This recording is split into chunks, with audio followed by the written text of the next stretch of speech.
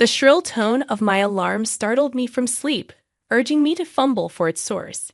Gradually, the unfamiliar room came into focus, the sparsely furnished bedroom, the closet overflowing with another woman's garments, my wife's clothes. Despite the supposed promise of a new beginning, this lavish penthouse still felt alien. Last night's supposed joyous occasion, my wedding to Everett, now seemed surreal in the morning light. Blinking away sleep, I reached out across the vast expanse of the bed, finding only cold sheets where my groom should have lain. The clock's unforgiving hands revealed it was already 9:00 a.m. Where was Everett? Groggily, I shuffled to the kitchen, drawn by the enticing scent of fresh coffee. There, I encountered a rugged stranger standing casually by the elegant espresso machine, a stark contrast to the opulence surrounding us. His worn jeans and rumpled shirt clashed with the luxury of the setting. "Hey, you must be the new wife," he greeted me with a dimpled grin. "There's enough espresso for both of us." I stood frozen, struck by the awkwardness of the moment. Before I could respond, the sound of approaching footsteps heralded the arrival of Everett's mother, Marcella, her demeanor as severe as her tailored suit. Her gaze swept over me dismissively before settling on the stranger with a scowl. "You! I told you never to show your face here again. Get out before I call security," Marcella snarled. The stranger's grin faded as he retorted, "I still live here too, mother. You can't just wish me away." In that moment, realization dawned. This was Leo, Everett's estranged twin brother, conveniently omitted from our wedding plans. Marcella's venomous glare betrayed her disdain. She wasted no time in disowning Leo, condemning him for his perceived transgressions. Leo's defiance was palpable as he slammed his mug down, coffee spilling over the pristine countertops. With a final glance in my direction, he departed, leaving behind a tense silence. As the door echoed shut, the truth hit me. The fairy tale facade had shattered, revealing the dysfunction beneath. The in-laws I barely knew had become adversaries, and Everett was nowhere to be found. Leo's ominous warning lingered, foreshadowing the tumult to come. Over the ensuing weeks, I endeavored to assimilate into the family, clinging to the illusion of marital bliss. Despite Marcella's constant scrutiny and Everett's emotional distance, I maintained a facade of composure. Yet each day brought new challenges: Marcella's relentless criticisms, Everett's absence, and the suffocating expectations placed upon me.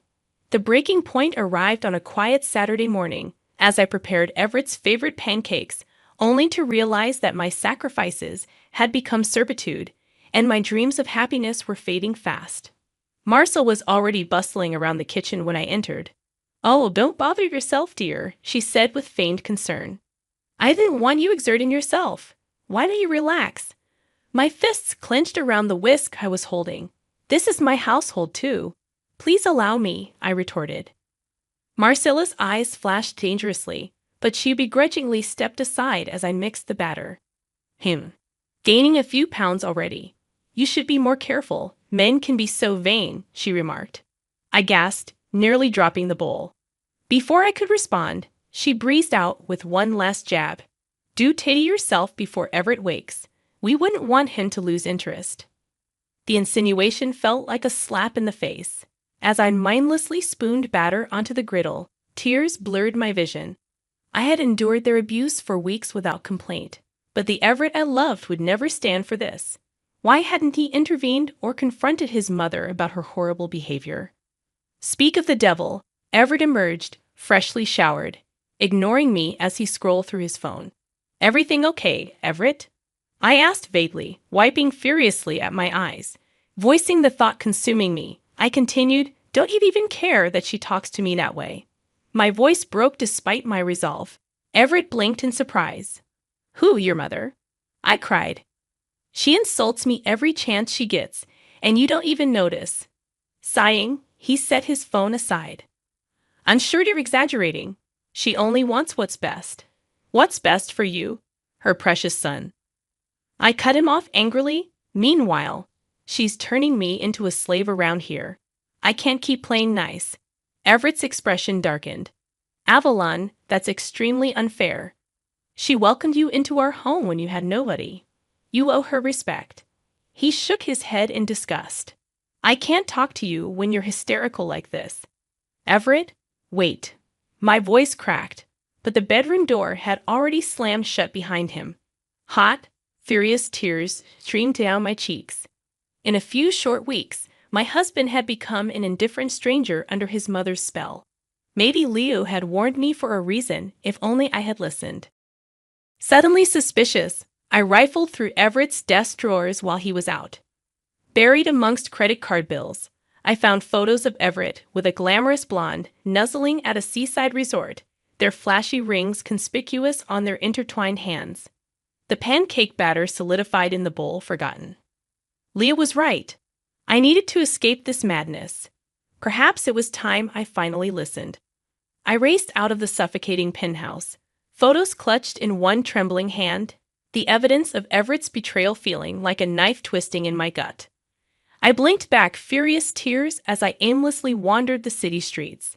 How could I have been so stupid, so naive?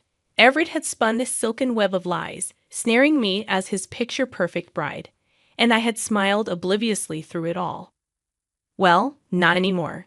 Avalon, the pushover, was gone. From her ashes would rise a warrior, someone Marcella and Everett would rue crossing, lost in vengeful thoughts. I collided with the burly figure, his strong hands gripping my shoulders, steadying me. I froze, recognizing the familiar face. "We have to stop meeting like this," Leo said lightly, though his green eyes betrayed concern. "What are you doing out here alone?" On impulse, I thrust the incriminating photos at Leo. He studied them intently, brow furrowed. "I guess congratulations are in order," he finally said. "How does it feel to become another of my brother's disposable playthings?" His words stabbed painfully at the fresh wound, threatening to undo my resolve. Forcing strength into my voice, I replied, "Everett will regret the day he used me so callously, and Marcella will wish she never laid a hand on me." Lita let out an impressed whistle. Well, kitten shows her claws. I wouldn't want to be on your bad side." His amusement faded quickly, his expression turning solemn. "In all seriousness, Avalon, you need to get away while you still can," Leo advised. I bristled at his doubts. "After stealing myself for revenge, you think I can't handle them?" Leo's gaze was intense. "I've seen their games firsthand, how they use people up like disposable assets to further their own selfish interests," he explained. Pain creased the corners of his eyes. When I confronted Mother about her shady dealings, she convinced my own twin to turn against me. My anger wavered at the ache in his voice. This wasn't just a cautionary tale. It was Leo's lived trauma at the hands of my new in-laws. Noticing my sympathy, he added gently, "I know how intoxicating their web of lies can be, how easy it is to get drawn in and trapped. Don't waste any more time on them, Avalon. Just get out before you lose yourself, too." His compassion pierced through my brewing storm of fury and bitterness.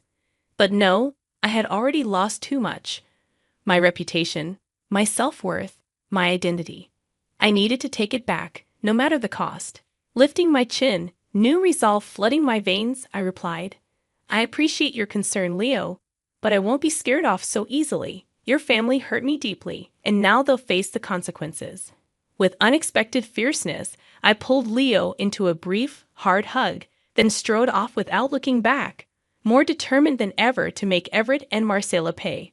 Returning to the penthouse, bursting with self-righteous fury, I found only an empty apartment echoing with ghosts of my dashed dreams. Fine, if those cowards wanted to hide from confronting me, I would take advantage of their absence. I rifled through Marcella's home office, gathering financial statements and copying files off her computer onto a flash drive. My future mother-in-law's shady real estate schemes would be the lethal ammunition. Just as I finished, footsteps sounded outside. Hastily, I crammed the flash drive into my pocket just as Everett entered, his mother conspicuously absent. My husband swept his judging gaze over the chaotic scene. "What are you doing in Mother's office?" I forced nonchalance into my voice. "Oh, just familiarizing myself since we share everything now." I held his stare coolly. "Don't we, Everett?" His lips thinned. Is this about those ludicrous accusations earlier? You ransacking private property isn't exactly helping your mental state. I bristled as he went on. Mother thinks, and I'm starting to agree, that the stress of this transition has been too much for you emotionally. Perhaps we rushed into this marriage. His words landed like physical blows. After all I had endured from him and his toxic mother, now he was suggesting I was the problem. Blinded by outrage, I grabbed a heavy paperweight off Marcella's desk and hurled it viciously against the wall. It hit with a resounding crash, leaving a sizable dent. How dare you? My voice shook with fury and anguish. You bring me into your family under false pretenses. You stand by while your mother ridicules and abuses me.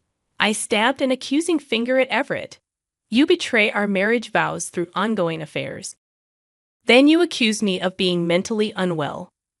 I tore the blonde woman's photo from my pocket and brandished it, making Everett visibly pale. Straightening my shoulders, I announced, "This destructive dynamic ends today. You and your toxic mother don't own or control me any longer." I shoved past Everett, pausing at the doorway to deliver my parting blow. Consider this my line in the sand. I won't be caught off guard again when you inevitably cross it. I let my words sink in before walking away with my head held high. The time had come to launch my counterattack on Everett and Marcella for daring to use and abuse me. My marching orders were clear: destroy the source. I hastily packed my essentials, anxious to quit this toxic residence for good. As I rifled through my things, I uncovered items I had treasured during my brief marriage. Photo booth strips of Everett and me giggling together, the engraved Tiffany bracelet he gifted to my lovely wife. Bile rose in my throat. I swept the sentimental debris off the dresser, violently taking grim satisfaction from the noisy clatter. Let the maids deal with this false evidence tainting Everett's perfectly curated image. My raging thoughts were interrupted by a gentle clearing of the throat. I whirled around defensively before recognizing the sympathetic face of Sophia, one of the longtime housekeepers. "Sorry to disturb you, Mrs. Avalon," Sophia said softly. "I just wanted to say if you need any help, I'm here." I studied the older woman uncertainly. Why would a staff member risk defying her tyrannical employers to assist me? But Sophia's kind eyes held no deception. I decided to take a chance. "Did you know?" I asked bluntly about Everett's affairs and his mother's abuse. Sophia nodded shamefaced. "Mrs. Marcella ensures our discretion, but please know I never condone their behavior." She hesitated before adding quietly, "Several former wives confided in me before receiving their severance packages." I absorbed this with dawning horror and clarity. My initial blind rage had narrowed my focus, but Sophia grounded me in the stark reality of this pattern of mistreatment. I was hardly the first to suffer this cruel cycle, merely the latest victim. If I didn't act decisively, I grabbed Sophia's hands urgently. "I can't let them keep doing this, but I'll need proof to expose them: letters, photos, documentation." I held her earnest gaze. "You've seen things, Sophia. With your help, we could end this toxic cycle for good." Sophia studied me for a long moment before giving a firm nod. "Gather your evidence and do what must be done," she declared boldly. "I shouldn't have spoken up long ago. Now we make this right." We quickly formulated a plan. With the family conveniently out of town, Sophia would secretly retrieve incriminating items from their offices while I moved out unnoticed. She would bring the evidence to Leo, who could help bring legal repercussions against his abusive family members. At last, I felt fully in control again. For the first time since entering the Williamson family's web of deceit, no more the powerless, pitiable victim. Now I commandeered my own rescue mission. The revelation of Everett and Marcella's transgressions would be my hard-won vengeance, a dish best served cold. Safely moved into Leo's modest apartment, I eagerly sorted through the mounting evidence Sophia had smuggled out of the lavish penthouse that was once my prison. "Look at this," I told Leo excitedly, stacking meticulously labeled folders on his scoured kitchen table. Bank statements confirming the money Marcella embezzled from family trusts, deleted emails proving Everett's affairs with that tacky blonde. I grabbed Leo's arm. meeting his uncertain gaze fiercely. It's all here, enough to dismantle their web of lies and bring them to justice. Leo gently extracted himself from my impassioned grip. This is really impressive, Avalon, he said carefully. But are you sure this is just about justice for you? My enthusiasm faltered slightly as I registered the searching quality of Leo's stare. Exposing crimes was your original intention, he continued. But it kind of seems now like you just want to completely destroy them. His tone held no judgment, just open concern. I bristled, crossing my arms defensively. Trust me. After everything your family put me through, they deserve nothing less than complete annihilation. Leo held up his hands pleadingly. Hey, you definitely have the right to feel angry and vengeful. I have fantasized about revenge on Marcella and Everett enough times. A shadow crossed Leo's handsome features, stirring unpleasant memories. I just want you to search your own motives, Avalon, he said gently. If this is just about retaliating harm with more harm, that's not real justice, and it rarely resolves pain long-term. I have fantasized about revenge on Marcella and Everett enough times. A shadow crossed Leo's handsome features, stirring unpleasant memories. I just want you to search your own motives, Avalon, he said gently. If this is just about retaliating harm with more harm, that's not real justice, and it rarely resolves pain long-term.